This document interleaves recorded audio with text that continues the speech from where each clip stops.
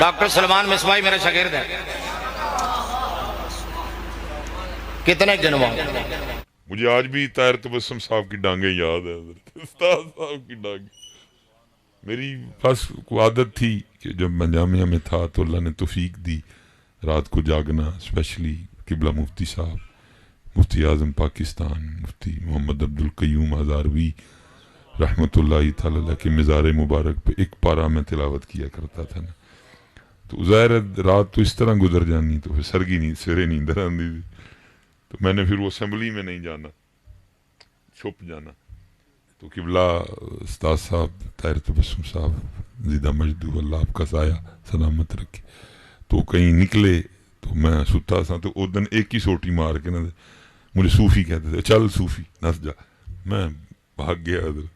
پھر کچھ دن بعد میں سویا ملا، پھر ایک ہی سوٹی مار کے نا کہا صوفی بس جا. تو پھر جب میں تیسری بار سویا ملا تو پھر پہلے انہوں نے اندر کنڈی ماری، پھر نے کیا بھاگ جا، پھر چنگی مرمت ہوئی. اور اتنا خوف کہ میں ایک دن لاہور اپنی گاڑی میں نا تیل چینج کروا رہا تھا، تو استاد صاحب تشریف لے آئے. تو مینو اینج لگا کہ میں کمرے جو ستا ہوں تو استاد صاحب ڈنڈا لے کے آ گئے، تو میں نا تھلے ہو گیا. تو آپ نے کہیں دیکھ لیا تو آپ نے آ کے وہ شیشہ کھٹکھٹایا، تو میں شیشہ تھلے کیتا تو من کہندے نے تھلے کیوں ہو گئے؟ میں استاد صاحب این لگا میں ستا ہوں تسی ڈنڈا لے کے آ گئے.